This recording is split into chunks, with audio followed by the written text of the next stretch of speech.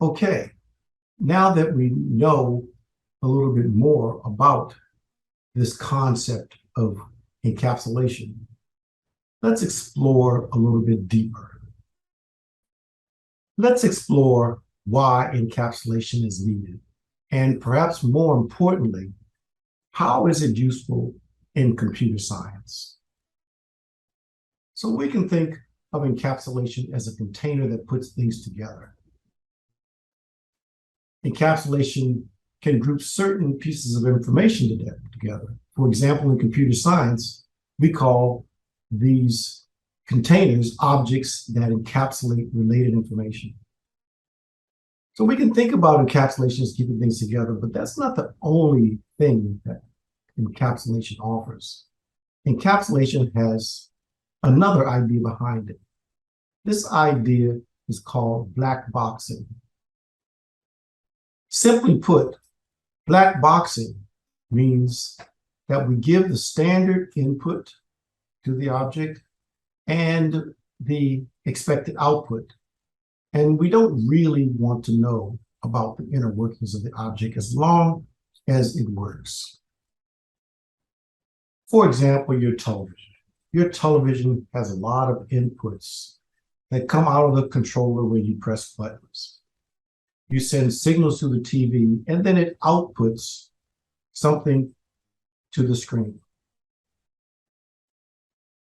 The way the television goes about receiving signals and doing all the rest is really not your concern. All you really care about is pushing a button and for it to perform the expected action. In fact, you don't really care if all the inner workings of your TV were changed, as long as you can push a button and the desired output comes out.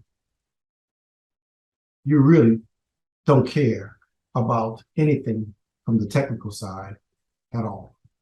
In a way, we do the same thing in object-oriented programming, like in the television example. In some applications, it is best that the users don't know about or care about the inner workings of the process. Often, programmers must design objects that require hidden data. Well, you might say, why do we want to hide stuff from ourselves? We're the programmers. We should be able to access everything about the objects we design.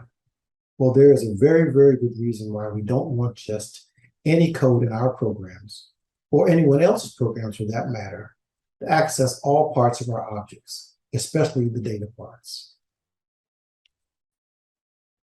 To better understand the reasons for hiding data, let's take a use case scenario from banking. Imagine you are creating a banking application and you need data from individual bank accounts. Now, all these bank account records or objects have a balance. Do you really want any program, any code to just modify the account balance? I don't think so. It makes sense that every time a user withdraws money or deposits money, it affects, as it should, the balance of an account.